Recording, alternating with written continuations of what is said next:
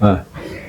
자, 그래서 여기 이제 그 292페이지에는 이용 및 개발론은 부동산 개발 및 관리론이라는 제목하에 소제목으로 나눠진 거고, 산업인력관리공단에서는 안에 제목을 이렇게 네 가지로 분류를 해요.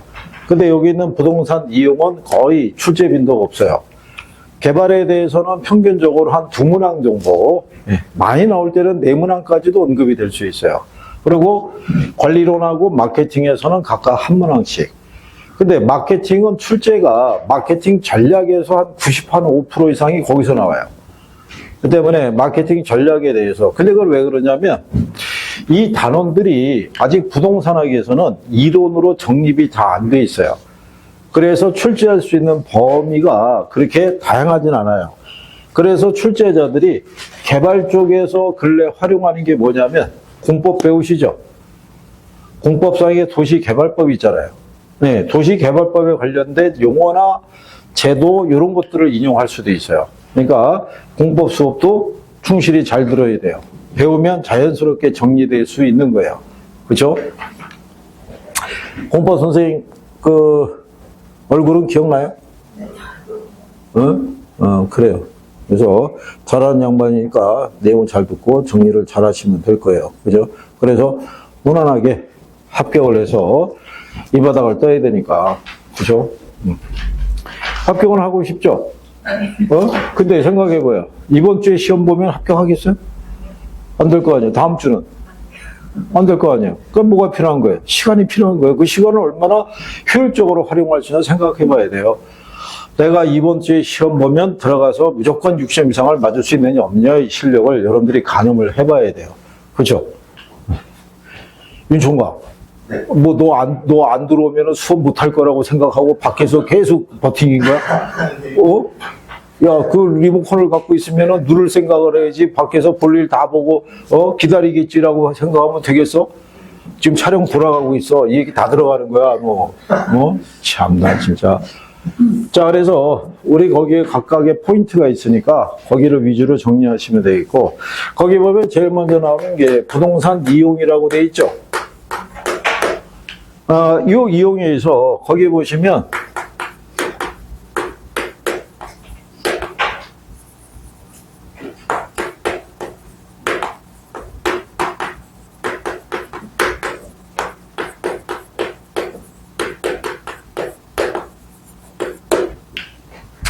토지이용 활동과 토지이용 계획이라고 되어 있는데, 이게 뭐냐면 우리나라 이제 국가의 입장에서는 국토공간을 효율적으로 활용하기 위해서 뭐를 수립을 해요? 토지이용 계획을 수립하는 거예요. 그죠? 그러면 토지이용 계획을 수립하고 이거를 집행하는 과정에서 수립하는 게 뭐예요? 토지이용 규제를 하는 거예요. 토지이용 규제의 대표적인 게 뭐겠어요? 그게 용도지역제예요. 용도지역제라는 거는 지난번에 것처럼 우리가 집에서 옷장에다가 정리하는 것이죠. 가지런히. 그러니까 우리나라 전체 국토 공간을 가지런히 정리한 거예요. 무슨 용도로 다 쓰겠다고. 그런데 이런 토지용 규제에 대해서 이거를 뭐로 바꿨냐면 토지용 활동으로 바꾼 거예요. 명칭을. 네. 그래서 토지용 활동을 할 때 행위 지침이 뭐냐면 토지용 활동이 뭐겠어요? 부동산을 이용하거나 부동산을 뭐 하거나 개발 등의 행위를 할 때 지침으로 주는 게 뭐냐면 그게 이거라고요. 무슨 이용? 최이용 이용. 그래서 거기 보면 토지의 최이용 이용이라고 나와 있는 거예요. 그죠?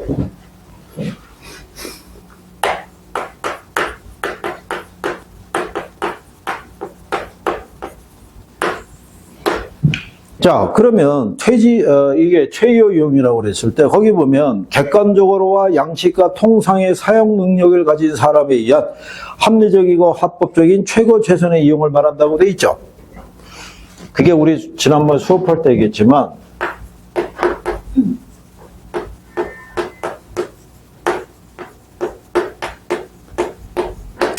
원문은 하이스트 앤 베스트 유제예요. 이게 그러면 얘가 엔드가 있다는 얘기는 합성어잖아요. 그러니까 최고의 이용과 최선의 이용이 있죠.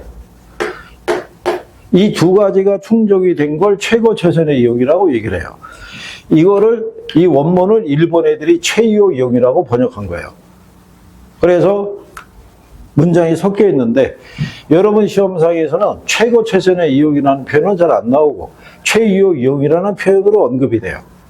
이게 뜻은 같은데 번역의 차이라는 거예요. 제목에. 원문은 똑같은 건데. 그래서 그렇게 보시면 되겠고, 그러면 자, 최이용 이용이라는 거는 전문가에 의한 이용이라고 말할 수 있어요, 없어요? 최이용 이용이라는 건 전문가의 이용이다. 전문가가 선택할 수 있는 이용이다. 그렇다 아니다. 여러 번 얘기했잖아요. 그렇다 아니다. 자신감을 가져. 아니, 여기서 틀린 대답한다고 어디로 끌려가거나, 옥상으로 보내지거나, 지하 주차장으로 끌려가거나, 이런 일이 없잖아요. 아니, 왜 편하게 얘기를 못 하는 거야? 누구라도 할 수 있는 거야. 그래서 이거 최이용 이용을 선택할 때 내가 그랬잖아요. 역세권의 땅을 갖고 있으면 여러분들은 무슨 용도로 개발하겠냐 그랬더니 다 상업용이라고 그랬잖아요. 그게 최이용 이용이야. 누구라도 생각할 수 있어요. 그래서 거기 문장에 객관적으로 보아 양식과 통상의 사용 능력을 가진 사람이라고 돼 있죠. 그러니까 일반인 누구라도 선택할 수 있는 이용이라는 거예요. 무슨 말인지 아시겠죠? 그런데 최이용 이용이 되게 한 조건이 뭐냐면 일단 합법적인 이용이 되고요. 그 다음에 합리적인 이용이 되고 그 다음에 물리적 채택 가능성이 있어야 돼요. 그리고 마지막으로 최고의 가치를 창출할 수 있는 이용. 이거를 선택하라고 얘기를 해요. 우리 교재상에서는 최고 수익이라고 그랬죠. 이게 오래전에는 최고 수익이었는데 지금은 가치로 바뀐 거예요. 바뀐 지도 꽤 오래됐어요. 수익의 크기만 갖고는 그 물건의 가치를 판단하기는 어렵다는 얘기예요. 왜? 물건마다 리스크가 다 틀리잖아요. 자, 그럴 때 여러분 교재에 뭐라고 해놨냐면 얘네 세 가지는 필요 조건이라고 해놨고 얘네는 무슨 조건? 충분 조건이라고 명시해 놓은 거예요. 그죠? 그럼 그 얘기는 무슨 얘기냐면 최이용 이용이 되기 위해서는 전제 조건이 얘네는 먼저 충족이 되어야 된다라고 얘기하는 거예요. 가령 예를 들어서 자 상업지역이에요.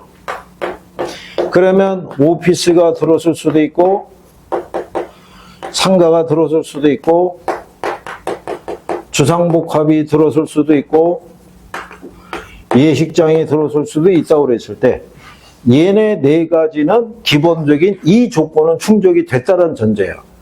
그 중에 뭐를 창출할 수 있는 최고의 가치를 창출할 수 있는 이용이 그게 최이용 이용이다. 그게 최고 최선의 이용이다. 이렇게 얘기해 주는 거예요. 이게 지금 간단하게 말로 해서 그렇지 현실적으로는 되게 복잡한 거예요. 이거 하나만 갖고도 책자가 있을 정도니까 되게 복잡한 내용이다라고 생각하시면 돼요. 자, 그래서 여기서 합법적 이용은 뭐냐면 해당 지역에 용도 지역지구제 있죠. 또는 환경 규제 있죠. 여기에 위배되는 이용은 안 된다는 얘기예요. 그러니까 법률적인 적법성을 저해하면 일단 최이용 이용이 될 수가 없어요. 그 다음에 합리적 이용이 있죠. 이거는 가령 예를 들어서 이 감정평가 법인이 물건의 가치를 추정을 할 때 50년 뒤, 100년 뒤를 내다보고 가치를 추정할 수 있어요, 없어요? 응? 그건 안 된다고요. 50년, 100년 뒤를 어떻게 될 줄 알고. 그러니까 가까운 장래에 그 이용이 확실시 돼야 돼요. 2에서 한 3년 내. 그죠? 그리고 어느 정도의 수익이 실현될 수 있는 게 객관적인 자료로서 입증이 돼야 된다고요. 그래야지만 그 이용을 우리가 추진할 수 있다는 얘기예요. 여러분들 아시다시피 지정만 해놓고 택지개발 예정지구 있죠. 옛날에 이 정권 때 있죠. 선거 공약이 뭐였냐면 자기 재임 기간에 임대주택을 한 10만 원과 얼마를 공급하겠다는 게 공약이었어요. 근데 이제 임기 말이 되니까 누구나 사람들은 치적을 남기고 싶어요. 내 재임 기간에 뭔가를. 그래서 그 10만 원을 공급하기 위해서 전국의 여러 군데를 택지개발 예정지구로 지정을 한 거예요.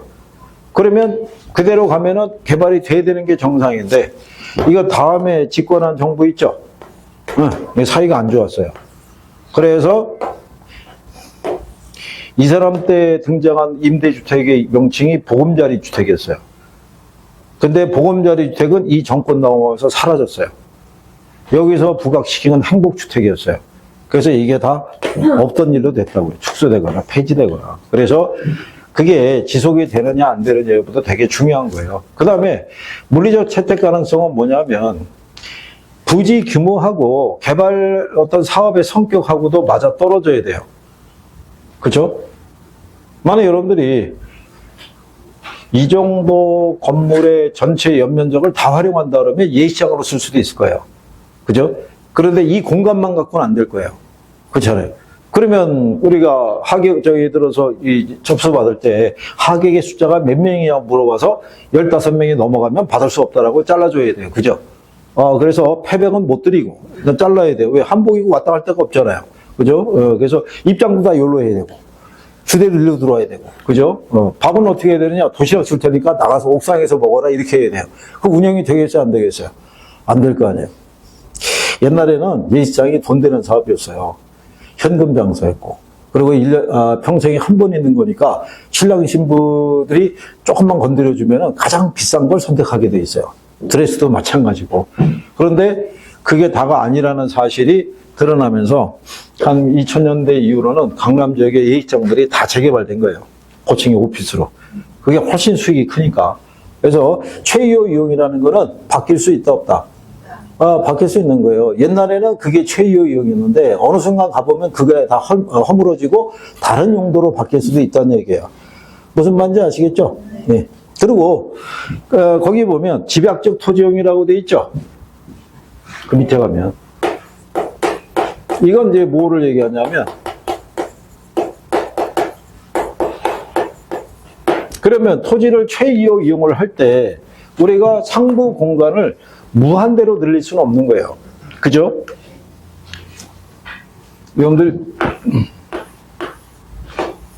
고층이 한 50층 이상 되는 데서 근무하잖아요. 그러면은 이 오피스에 근무하는 사람들의 특징 중에 하나가 뭐냐면 외부하고의 통화 비율이 높아진대요. 불안한 심리를 느낀대요. 너무 높으니까. 그러면 외부하고의 지속적인 연결을 통해서 내가 아직 살아있다, 존재하고 있다는 것을 심리적으로 느껴야지만 안심이 된다는 거예요. 이게. 그리고 원래 사람들은 풍수지리에 따르면 지상에서 너무 멀리 떨어져 있는 것도 안 좋아요. 지상에 너무 가까운 것도 안 좋은 거예요. 그래서 지하층도 괄시를 받는 거고. 이게 높아진다 해서 좋은 건 아니에요. 나중에 높게 지었을 때 나중에 재개발할 때 어떻게 할 거예요? 지금 고층으로 재개발할 거 아니에요. 근데 시간이 지나면 걔들도 또 재개발할 거 아니에요. 그러면 과연 몇 층까지? 쉽지 않다는 얘기예요. 그러니까 그래도 사람들은 그걸 좋아하는 거예요. 자, 집약적 토지이용은요. 자, 토지 이용의 집약도라고 나와 있죠. 시계.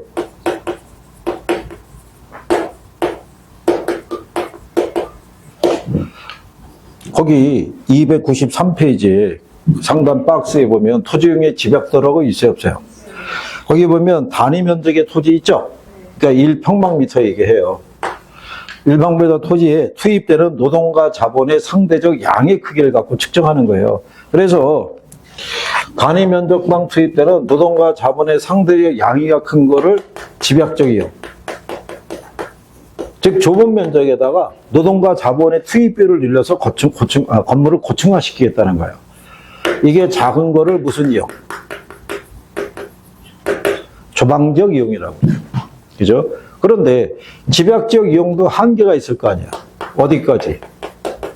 집약 한계. 한계 수익과 한계 비용이 일치되는 점. 여기는 총 수익과 총 비용이 일치되는 점을 얘기를 해요. 자, 그럴 때 이걸 상한선으로 이걸 하한선으로 해서 이 안에서 뭐를 추구해야 된다? 최이호 이용을 추구해야 된다라고 얘기하는 거예요. 무작정 높이 짓는 것도 안 되고, 그죠?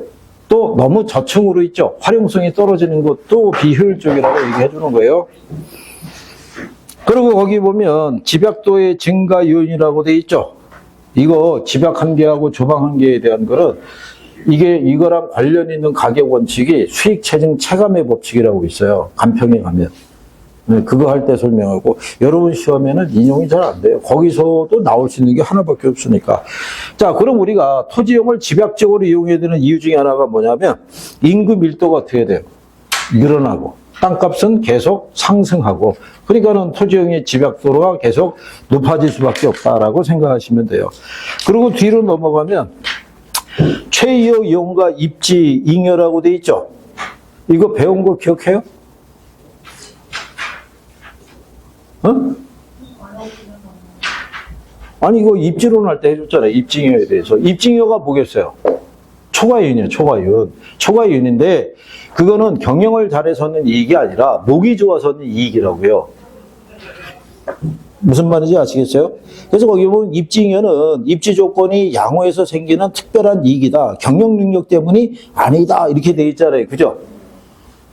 그렇다고 해서 아무 토지나 다 이게 생기는 게 아니라 무슨 이용을 했을 때만, 최이호 이용을 했을 때만 발생할 수 있는 것이다. 이런 조건, 시험상에 이용이 될 수 있는 조건은 별로 없어요. 그리고 그 밑에 가면 도시의 토지용과 지가구배 현상이라고 돼 있죠. 그 얘기는 뭐냐면 도심이잖아요.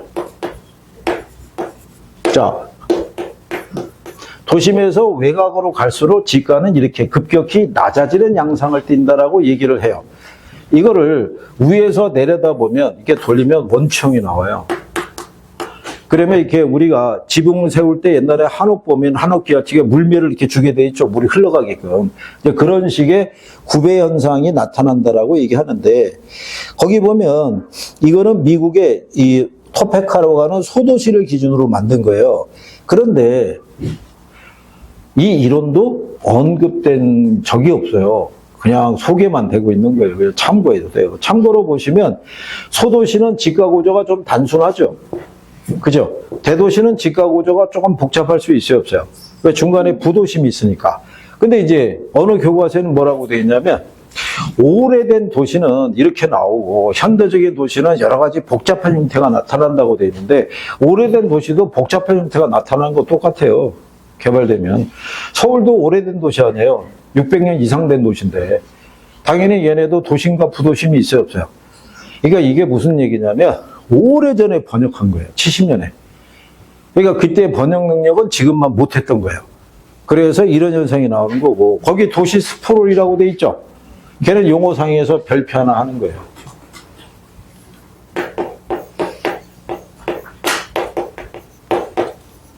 도시의 성장이 그저 무분별하게 불규칙적으로 확산되는 걸 뭐라고 그래요?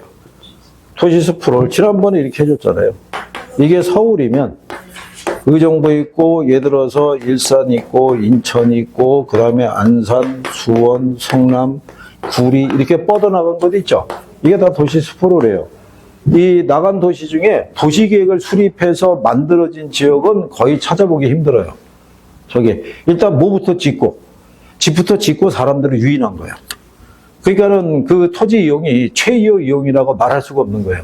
산업단지가 조성이 돼야지 적합한 곳에 주거가 이미 차지하고 있는 거예요. 그거를 바꾸는 게 쉽다, 어렵다? 어렵다는 거예요. 그래서 집만 짓고 하다 보니까 문제가 생기는 것도 있어요. 예전에 여기 강북의 어느 지역을 가면은 여름에 장마 때 있죠. 거기 주민들은 항상 장화가 필수였어요. 물이 침수가 돼가지고 길을 나오려고, 역까지 가려고 그러면 거기 물이 잠겨가지고 일반 신발을 신고는 다 젖어서 나오니까 거기서 주섬주섬 꺼내고 장화를 신고 그러고 다녔어야 되는 지역도 있었던 거예요. 그런데 상습 침수 지역이면 수정을 해야 되잖아요. 수정하는데 돈이 어떻게 돼요? 많이 들어가는 거예요. 근데 그 이면에 주거지역이 있잖아요. 그러면 그 주거지역의 가치는 어떻게 되겠어요? 그리고 요즘 아시다시피 경기 북부 지역이 있죠. 여름에 장마가 오면 상습적으로 침수되는 지역이 있잖아요. 그러면 그 지역에다가 집 갖고 있는 사람들은 주택의 개보수에 신경 쓰겠어요, 안 쓰겠어요? 안 쓰죠. 여름만 되면 잠길 건데. 그러면 거기에서 공장을 운영하는 사람들의 입장에서도 환장하는 거죠. 장마철만 되면 그 짐을 다 옮겨야 돼요. 안 그러면 다 침수당하니까. 그러면 그거 이전하는 물류 비용도 만만치 않을 거 아니에요. 그러면 지역이 자꾸 낙후되고 도태될 수밖에 없을 거 아니에요. 그러니까 이게 개인의 이익을 추구하다 보니까 집부터 짓고 사람들을 끌어모았는데 그러한 불편함이 있는 것에 대해서는 신경을 안 쓴다는 거예요. 그러면 그런 이용도 최이호 이용은 아닌 거예요. 주거지로서는 적합하지 않은 지역인데. 그래서 뭐 그렇다는 얘기죠. 자, 그래서 이렇게 보시면 되겠고, 얘네는 대도시의 중심부보다는 외곽 지역에서 더욱더 많이 발생해요. 그죠? 그래서 그렇게 보시면 되겠고요. 그래서 대부분 그 최이역 이용에서 괴리되는 현상이라고 얘기하죠. 네, 그렇게 보시면 돼요. 스포렐의 유형은 저밀도로 나타날 수도 있고 고밀도로 나타날 수도 있어요. 근데 거기 보면 비지적 현상이라고 돼 있죠. 개구리 띠뛰기 현상이라는 거예요. 개구리가 점프했죠. 왼쪽으로 착지한다, 오른쪽으로 착지한다. 아무도 모르는 거예요. 그러니까는 이게 중간중간에 공기를 남기면서 이게 무분별하게 확산되는 그런 현상이 나타날 수도 있다. 이런 얘기예요. 무슨 말인지 아시겠죠? 그리고 거기 보면 밑에 침입적 토지용이라고 돼 있죠. 이거 어디서 배웠냐면 여과에서 배운 거예요. 주거본리학 여과에서 그때 배운 거니까 참고하셔도 되고. 뒤에 가면 원래 이런 거예요. 자, 도시 스포롤이 발생하면 필연적으로 생기는 현상이 뭐예요? 직주 분리라고 해요.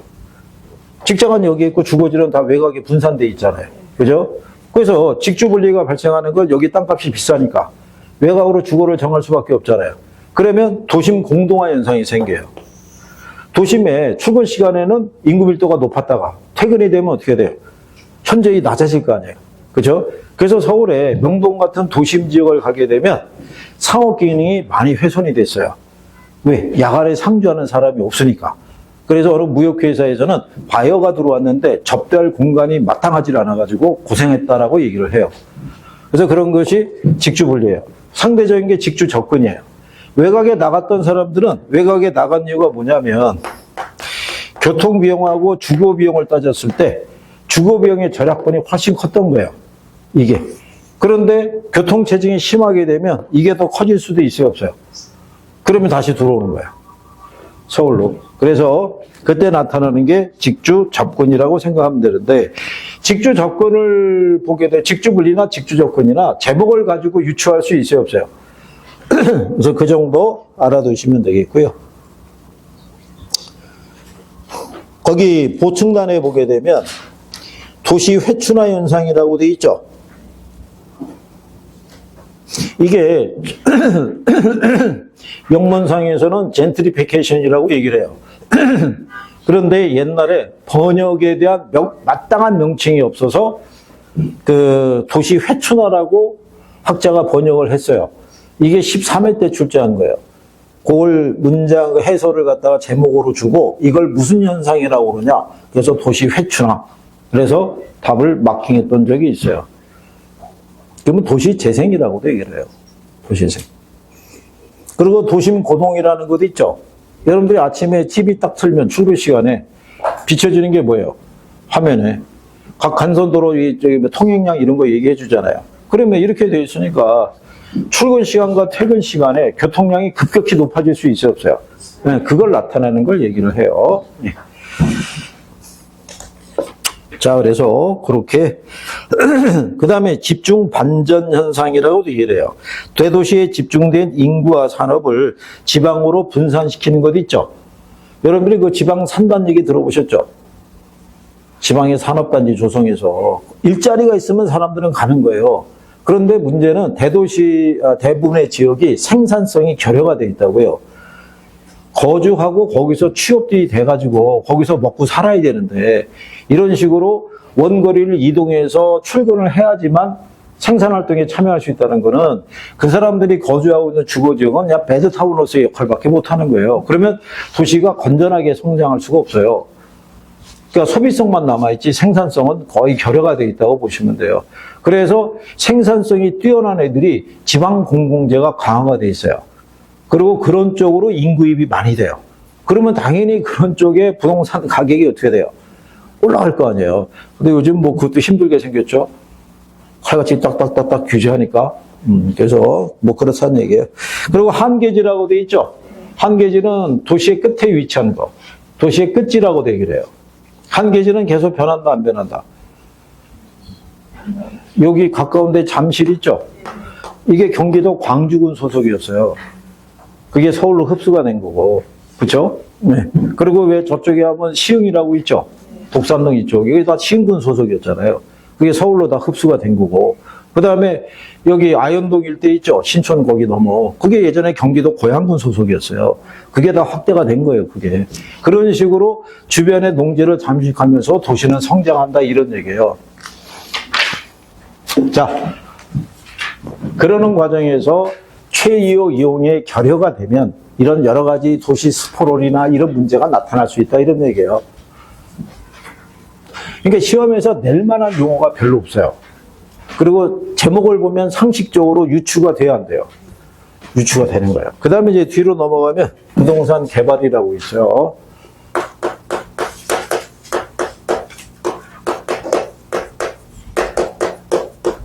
자, 개발에 가게 되면 개발의 의미, 정의 뭐 이렇게 나와 있어요.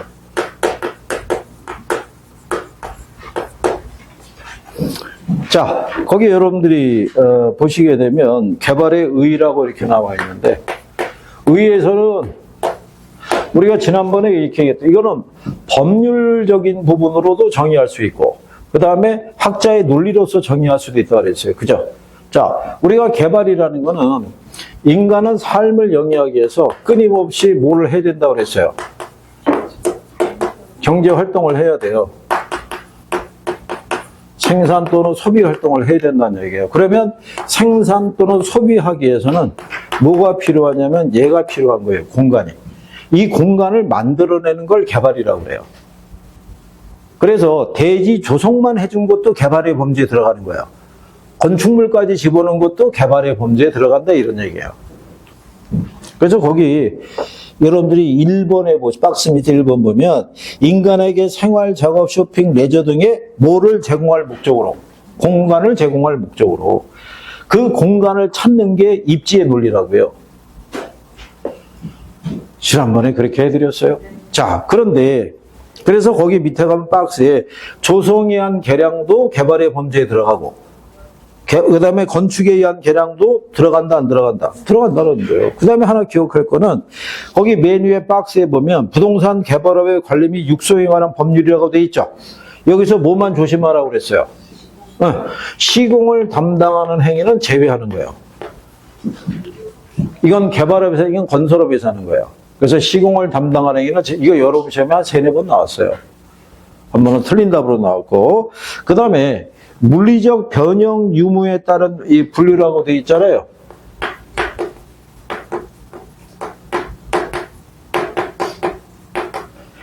자, 거기 나온 것처럼 토목공사 같은 거 해가지고 유형적인 측면에서 지형이나 지세가 달라질 수도 있어요, 없어요? 아니면은 지역지구제의 변경을 통해서 눈에 보이지는 않지만 개발 효과를 가져올 수도 있겠죠. 예, 두 개를 결합한 게 복합적 개발이라고 보시면 되겠고, 그 다음에 옆에 가면 개발 주체에 따라서 분류가 되어 있죠. 그래서 제1섹터가 있고 제2섹터가 있고 제3섹터가 있잖아요. 그죠? 공적인 주체가 개발 주체가 되는 건 제1섹터, 민간 부분이 주체가 되는 건 제2섹터, 민간 합동에 의한 것은 제3섹터라고 얘기를 해요.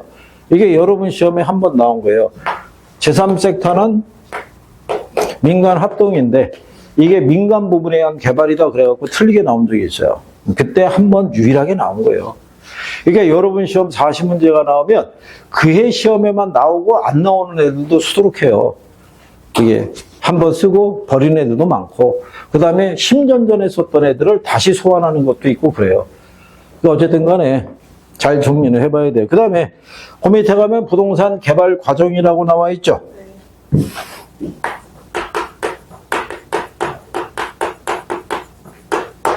거기 보면 부동산 개발의 과정 기본형 그 5가지 단계라고 돼 있잖아요.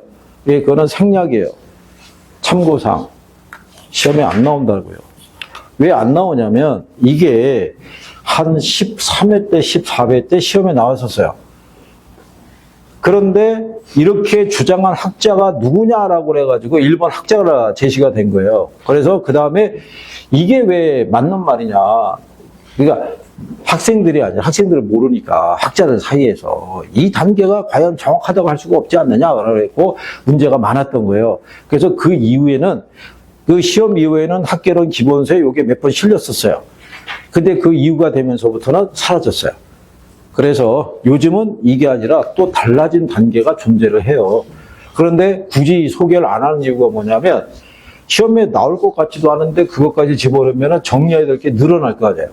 그래서 생략하고 있는 거예요, 그냥. 그래서 그 참고사항이에요. 괜히 또 5개 뭐 외운다고 생각하면 안 되는 거예요. 그 밑에 가면 부동산 개발의 7가지 단계라고 돼 있죠. 걔를 별표하시면 돼요.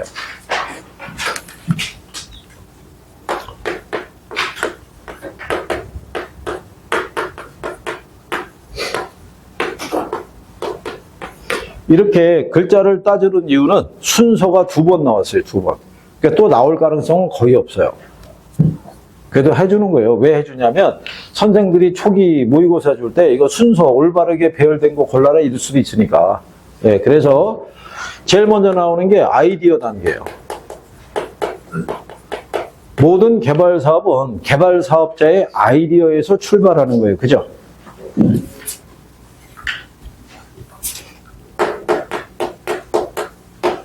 콘도 아시죠?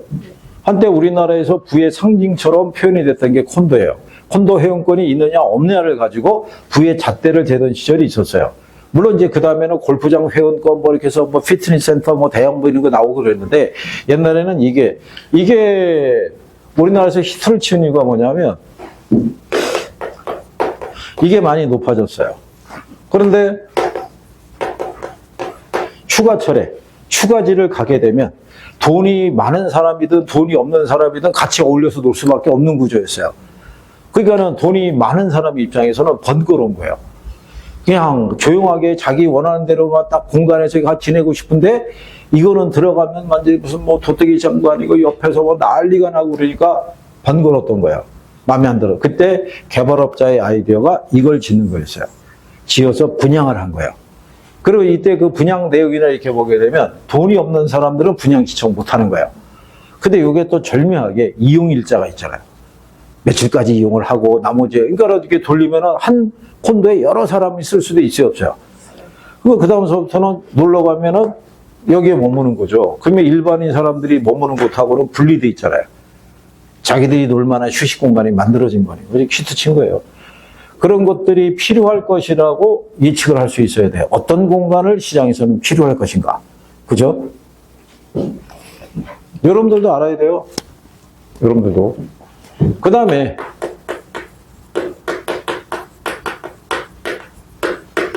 예비적 타당성 분석이라고 해서 우리가 줄여서 예타라고 그래요. 들어보셨죠? 예타라고. 우리나라에 민간 개발이 됐든 공공 개발이 됐든 간에 예타는 거쳐야 돼요. 그러니까 예타를 한다는 얘기는 그 개발 사업의 사업성을 분석하는 거예요. 그러니까 사업성을 분석한다는 얘기는 시장성과 수익성을 파악하는 거예요. 그죠? 수요가 있느냐, 그 다음에 수익이 날 수 있느냐를 보는 거예요. 그런데 여기는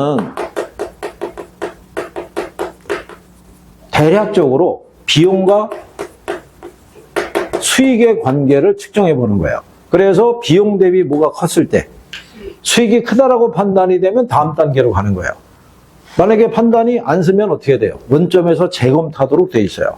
그죠? 이 결과에 관계없이 다음 단계로 넘어간다면 틀리는 거예요.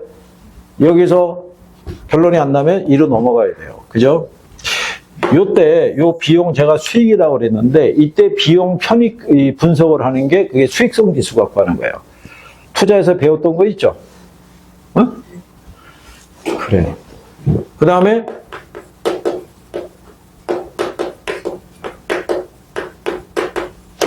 개발 사업의 성패를 좌우하는 것 중에 하나가 얘를 확보할 수 있냐가 중요한 거야. 개발 예정 부지 있죠? 부지가 확보가 안 되면 우리가 지난번에 어떻게도 할 수 있다고 그랬어요. 토지 소유자를 이 투자자 형태로 끌어들일 수도 있는 거예요. 현물 투자가 가능하니까. 네, 그렇게 해서라도 확보를 해야 되고 그게 여의치 않으면은 옵션이라도 걸어놓아서 이 사람이 혹시 팔 의사가 있으면 나한테 우선 협상을 할 수 있도록 옵션을 걸어놓다는 방법이에요. 그 다음에 이게 부지가 확보가 되면 여기 타당성 분석이라고 돼 있죠. 여기는 보다 구체적으로 하는 거예요. 여기는 대략적이지만 여기 구체적으로. 그래서 법률적, 기술적, 경제적 이 세 가지를 분석을 할 때 뭐가 제일 중요하다고 그랬어요? 법률과 기술과 경제가 있으면 얘가 제일 중요한 거예요. 돈이 안 되면 안 해요. 법적으로는 약간의 문제가 있고 건축공법상에도 약간의 문제가 있어도 돈이 되면 밀어붙인다는 거예요. 이게 시험에 한 번 나온 적이 있어요. 법률적인 적법성을 제일 중시한다. 그럼 뭐 바른생활 사나이는 그렇게 하겠죠. 근데 우리는 점수를 따야 되니까. 그러면 경제적 타당성 분석의 결과는 모든 개발업자에게 동일하게 적용은 안 돼요. 개발 사업의 규모도 틀리고 개발 사업자들의 요구 승률이 다 다르기 때문에 모든 개발 사업